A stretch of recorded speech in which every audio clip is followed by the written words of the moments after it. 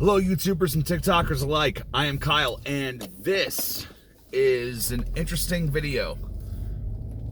I watched Three from Hell, and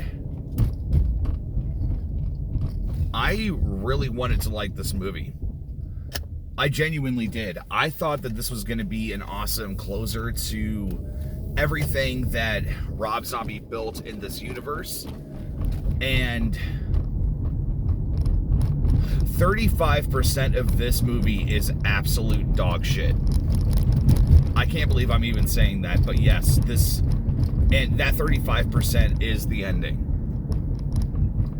It's so unfortunate, and this isn't even really a review, this is more of a discussion, but this really bothered me because I really wanted to see this series that has taken so many risks, and after Devil's Rejects had such controversial stuff in it, and it was shock. It was something that genuinely shocked you, and I really dug that. It was uncomfortable to watch. These characters felt real. There was never a time that when I was watching Devil's Rejects or House of a Thousand Corpses that I didn't think it was believable as far as the acting is concerned. House of a Thousand Corpses definitely had a lot of more supernatural vibes, had kind of like a science fiction kind of undertone to it. And that made a lot of sense, but I dug it. It's something I watched when I was a teenager, and it greatly disturbed me for everything from the beginning of the film with, the scene of Captain Spaulding, which I love now. I think it's hilarious. It's one of the best written scenes I've ever just seen put together. But also like with the opening credits and everything that came with it. Like, Three from Hell really didn't have that. It just... The first 5 minutes was really cool with the documentary, but it didn't really feel like a Rob Zombie film, if that makes any sense. There were moments in this film that I looked at and went, why didn't you do this the whole time? Why didn't you take some initiative and realize that, okay, wow, those 3.5 minutes were really awesome. How do we make them last the whole time? And it's the best way I can liken it to is that at the ending of Devil's Rejects, when you see the three of them tied up in the cabin where the sheriff or the deputy has them, all restrained, ready to torture them, that scene is probably the best thing that Rob Zombie has ever directed, like, to this day. Just that scene alone. And a part of me was like, you know what? I'm like, if Rob had done that kind of tone and that kind of intensity with Three from Hell, that is the conclusion that we need. That's the conclusion that should have been there. Now, if you keep up with everything and about what happened behind the scenes, Sid Haig actually passed away before they could finish the film. But he did offer up his services to act in at least one scene. If you are going into this movie expecting to see Sid Haig, don't. He's only in it for about 40 seconds, and it's kind of heartbreaking, because this is a character that he has poured so much of himself into, and they really couldn't let him loose, just because of his health, and which, that's of no fault of him, but it's really unfortunate because I did some research and found out that Rob Zombie had to rewrite the entire movie because Sid Haig wasn't in good health, and he had to add in Otis's half-brother. Like, I hate when films do this, where it's like, oh, here's someone that's been a part of, this universe the whole time, but we never talked about it. That's kind of like, it's how I felt about Snoke with the new Star Wars trilogy, where it's like, what does this guy matter? It's infuriating. Like, maybe do something to, foreshadow that in a previous film or something, just in case. But then again, there's no way Rob Zombie could have known that. And I get it. You do what you have to do to finish your trilogy. And I'm not saying that Richard Brake, I think his name is, that played Otis's half-brother, he did fantastic. He was very, very good.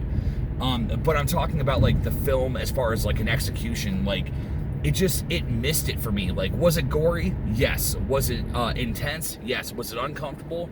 Yes. Did it stick the landing? Absolutely not.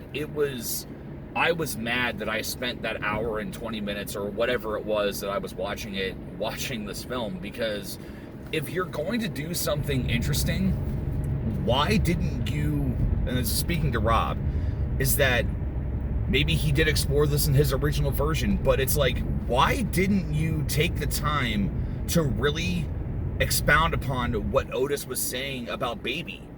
Like, 'cause I've had a couple of days to think about this. It's been like 2 or 3 days since I've watched this movie with my brother. And what really bothers me the most about this is that when Otis and Baby are back together, and they're on the run, they're trying to go, to this hotel to, to hide out for the night and just kind of relax.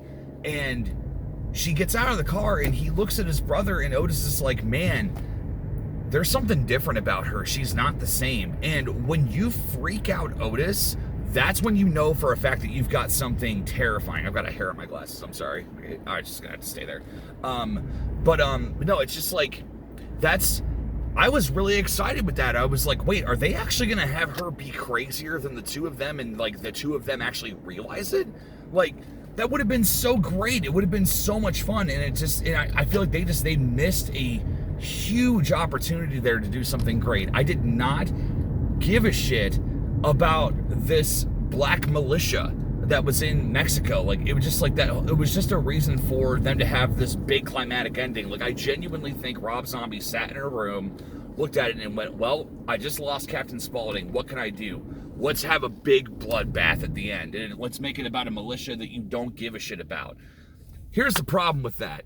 I don't give a shit about it. Because I want to see something that involves these characters and only these characters. I want to be able to see, things be taken care of in the proper way. Do you know why Devil's Rejects was so damn good? It was great because when you finally got to the ending, you got to see the Devil's Rejects be victims. You got to see, like, the way that Clyde was hitting them with the belt, or hitting Baby with the belt, and was like, yeah, it's like, how do you feel? Does it feel great to feel helpless? Like you're in somebody else's hands, and she is sobbing, like, being beaten by him. And it's like, that was so genius. And it was like, they could have done something more with that, because she's been through that. And there was nothing that did anything for me with that. There was nothing in the film that gratified you or rewarded you for sticking through this trilogy. Frankly, I'm insulted.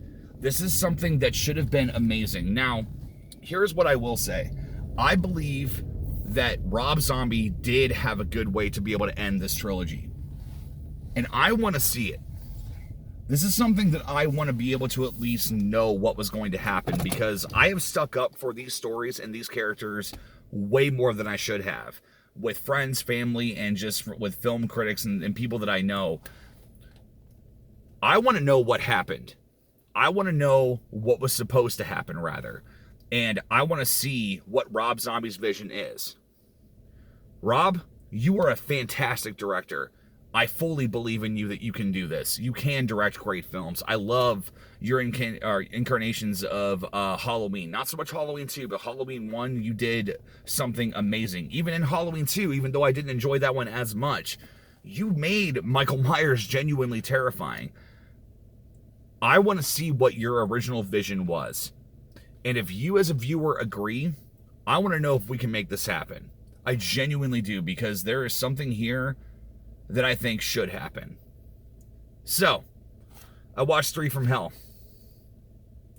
If I were you, I wouldn't. Don't waste your time.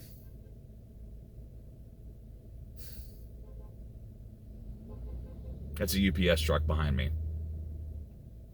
Shut up!